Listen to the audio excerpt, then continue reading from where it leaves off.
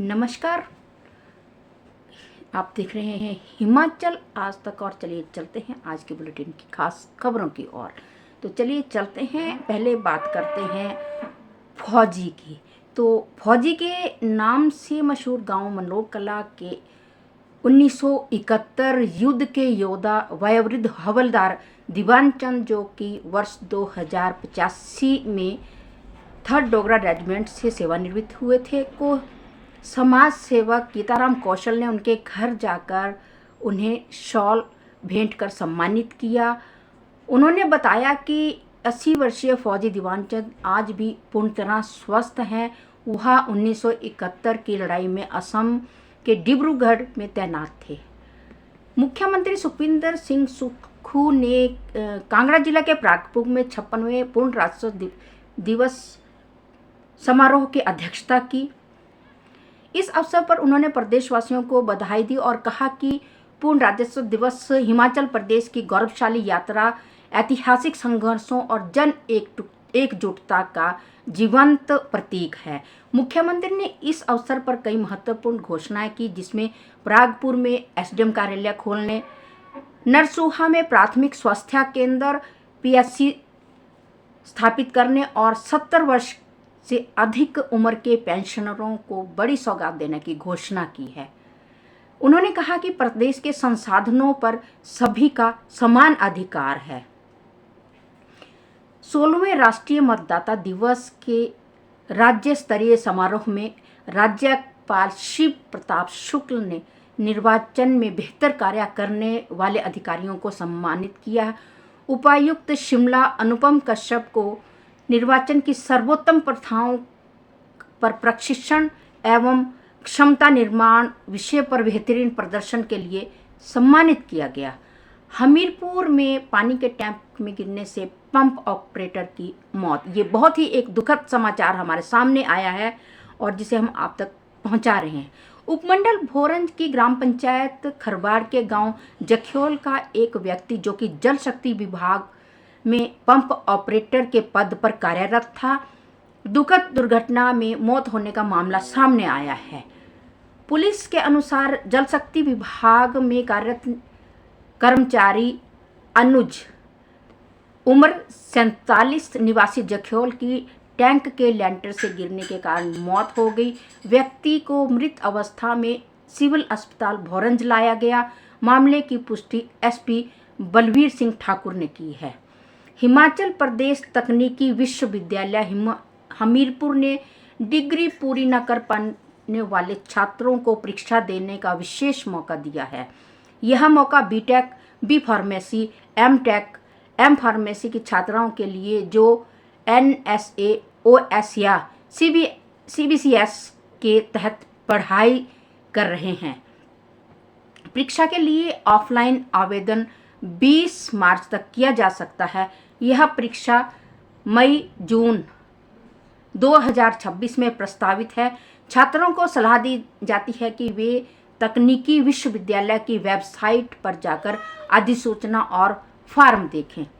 हिमाचल में पकड़ी पूंछ और पंजाब से पकड़ा मगरमच्छ, ये कहावत बिल्कुल सटीक होती है उन नशा तस्करों पर। तो जिला पुलिस सोलन की SIU टीम द्वारा की गई कार्रवाई में, जिसमें एक युवक चमन ठाकुर को कुनिहार में 10 ग्राम चिट्टा हेरोइन के साथ गिरफ्तार किया गया। इसके बाद पुलिस ने बैकवर्ड लिंकेज के आधार पर मुख्य आरोपी सप्लायर विशाल ठाकुर को ढकोली जीरकपुर पंजाब से गिरफ्तार कर लिया। विशाल ठाकुर के कब्जे से 7 ग्राम चिट्टा बरामद हुआ है। विशाल ठाकुर पहले भी नशा तस्करी के मामलों में संलिप्त रहा है और पुलिस थाना बालूगंज जिला शिमला में चिट्टे के एक मामले में गिरफ्तार हो चुका है। वह 19 जनवरी 2025 को माननीय न्यायालय से जमानत पर रिहा हुआ था, लेकिन फिर से नशा तस्करी में संलिप्त हो गया है। बहुत दुख की बात है।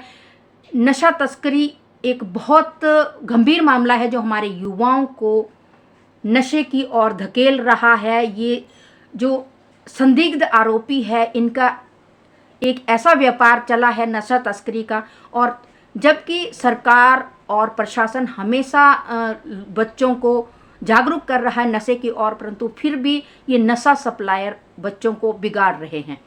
तो चलिए करते हैं अगली बात। हिमाचल प्रदेश में बर्फबारी के कारण बिजली व्यवस्था पूरी तरह से प्रभावित हुई है। राज्य में 5,856 ट्रांसफार्मर बंद पड़े हुए हैं, जिससे कई इलाकों में बिजली आपूर्ति बाधित हुई है। बिजली बोर्ड के अध्यक्ष प्रबोध सक्सेना ने अधिकारियों को निर्देश दिए हैं कि वे रविवार और सोमवार को भी सेवाएं दें और मौके पर कार्यों का निरीक्षण करें। बर्फबारी के कारण राज्य में 7,142 ट्रांसफार्मर ठप पड़ गए हैं, जिनमें से शनिवार तक बिजली बोर्ड 1,276 ट्रांसफार्मर ही दुरुस्त कर आपूर्ति को बहाल करने में कामयाब हो पाया है। शिमला जिला के ठियोग में 335 में से 16 ठीक किया गया है, जबकि चौपाल के 436 में से 10, शिमला शहर में 377 में से 42, सुन्नी में 17 ट्रांसफार्मर अभी भी बंद पड़े हुए हैं।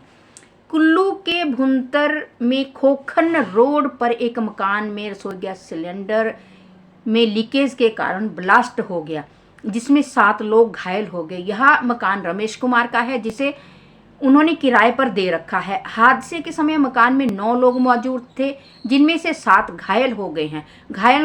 घायलों में नरपत, धनवंती, जुबेर अहमद, मायरा, साहिबा, कमला देवी और नोक सिंह शामिल है।